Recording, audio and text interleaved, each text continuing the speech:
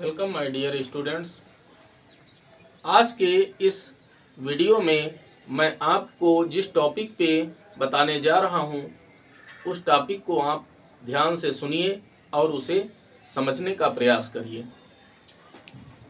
वो टॉपिक है aliphatic aldehyde व कीटोन्स की नाभिक स्नेही या नाभिक रागी योगात्मक अभिक्रियाएं।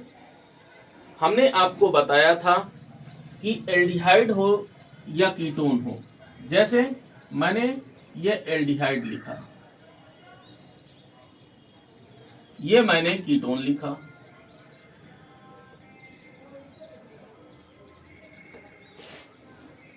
दोनों ही प्रकार के यौगिकों में कार्बोनिल समूह उपस्थित है।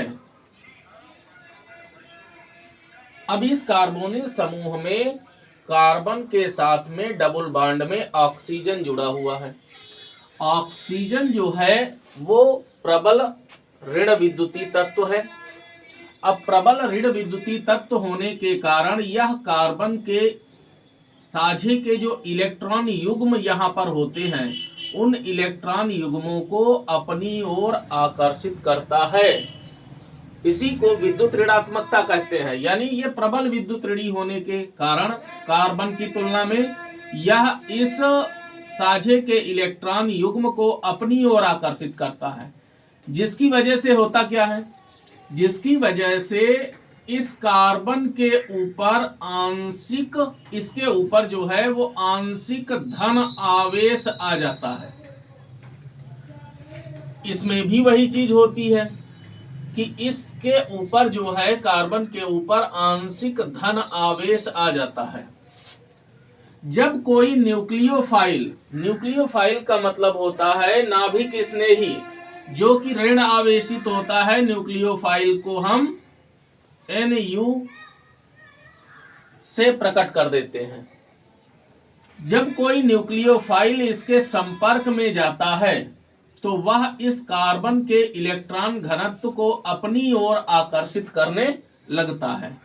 तो जब ये अपनी ओर आकर्षित करता है, ये न्यूक्लियोफाइल किसके, इस कार्बन के इलेक्ट्रॉन घनत्व को अपनी ओर आकर्षित करता है, तो कार्बन और ऑक्सीजन के बीच का जो पाई बॉन्ड होता है, जो वीक बॉन्ड है, वो पाई बॉन्ड जो है वो टूट जाता है और टूटकर सिंगल बॉन्ड में बदल जाता है और यह कार्बन के साथ सिंगल बॉन्ड बना लेता है।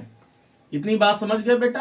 अब इस ऑक्सीजन का एक बॉन्ड ओपन हो जाता है, एक संयोजकता इसकी खाली हो जाती है। उस संयोजकता के साथ में जो न्यूक्लियोफाइल आया था उसमें अगर कोई धन विद्युतीय परमाणु है तो वो उस परमाणु के साथ में जुड़ जाता है। बात समझ में आई बेटा? तो आइए चलते हैं हम इसकी नाभिक स्नेही योगात्मक अभिक्रियाओं पर। और आपको पता होना चाहिए कि ये जो अभिक्रियाएं हैं ये एल्डिहाइड और कीटोन की लाक्षणिक अभिक्रियाएं हैं। तो आइए देखते हैं। रासायनिक अभिक्रियाओं के माध्यम से हम इसे समझने का प्रयास करते हैं कि ये किस प्रकार से योगात्मक अभिक्रियाएं प्रदर्शित करते हैं। जैसे पहली अभिक्रिया सोडियम बाइसल्फाइड से योग। सोडियम बाइसल्फाइड जिसका सूत्र होता है NaHSO3 से योग।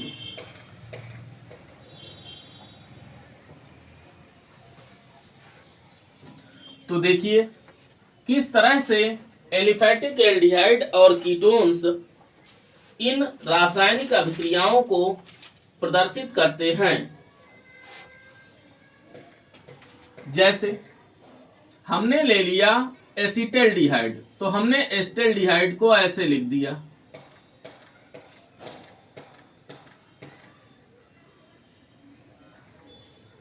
ऐसे हमने लिख दिया। यह है CH3CHO एस्टल्डिहाइड है। अब सोडियम बाईसल्फाइड से योग होना है।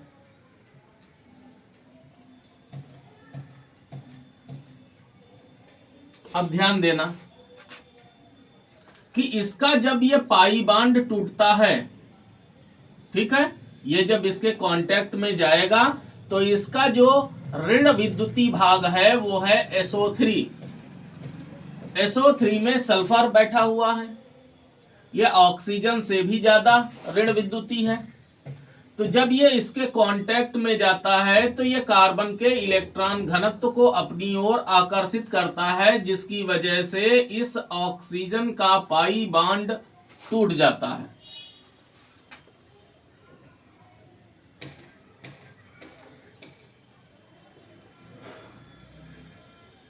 ये टूट गया पाई बांड, केवल O रह गया।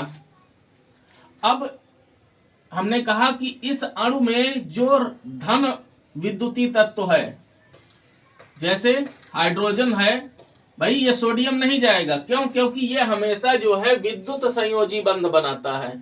वो परमाणु जाएगा जो सह संयोजी बंध बनाने की क्षमता रखता हो।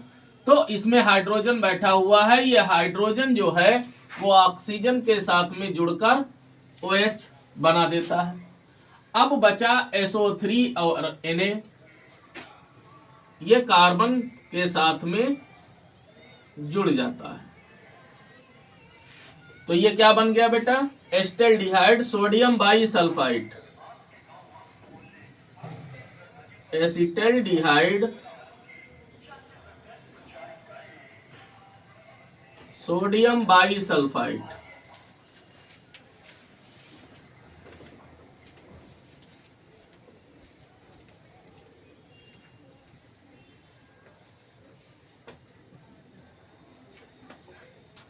यह है एसिटल्डिहाइड।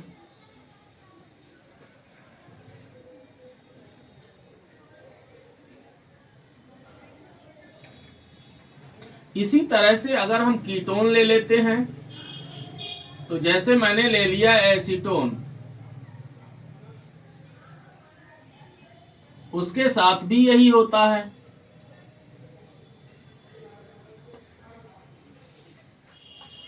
इंपॉर्टेंट अभिक्रियाएं हैं, आप ध्यान रखिए, बोर्ड परीक्षाओं में अक्सर पूछ दी जाती हैं।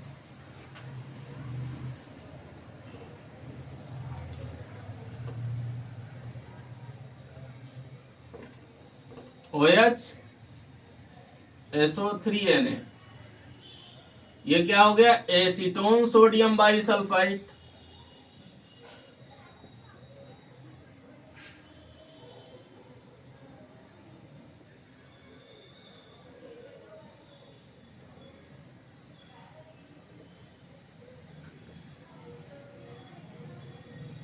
सोडियम बाईसल्फाइड, यह है एसीटोन।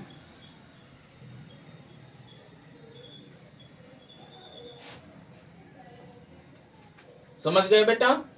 अब हम बात करते हैं दूसरी रासायनिक अभिक्रिया पर, जो कि है हाइड्रोजन साइनाइड से योग।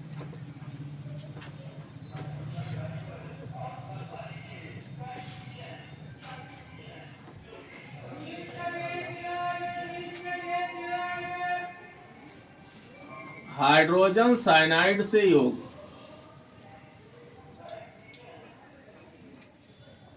हाइड्रोजन साइनाइड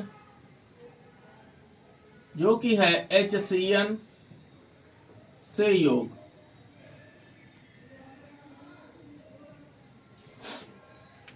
तो देखिए, यह हमने ले लिया एसिटल्डिहाइड,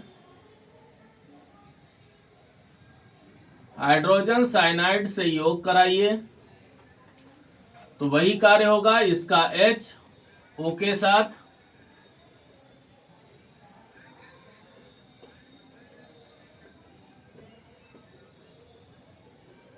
ये CN बन गया एस्टल्डिहाइड साइनोहाइड्रेन।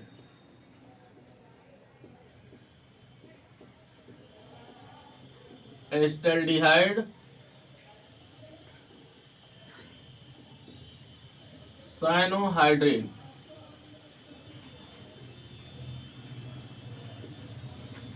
इसी प्रकार से अगर हम एसीटोन लेते हैं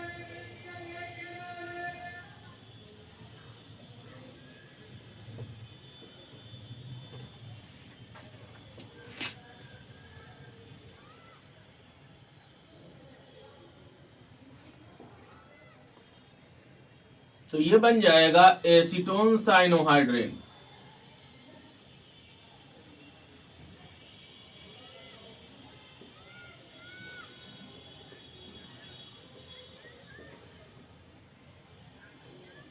एसीटोन साइनोहाइड्रेट आप ध्यान से देख लीजिए, बहुत आसान है अभिक्रियाएं, अच्छे से आप समझ लीजिए और उनके नामों को देख लीजिए। बाकी की अभिक्रियाओं पर हम अगले वीडियो में चर्चा करेंगे। आप लगातार हमारे YouTube चैनल स्टडी औरा के साथ जुड़े रहिए और लगातार तैयारी करते रहिए। धन्यवाद।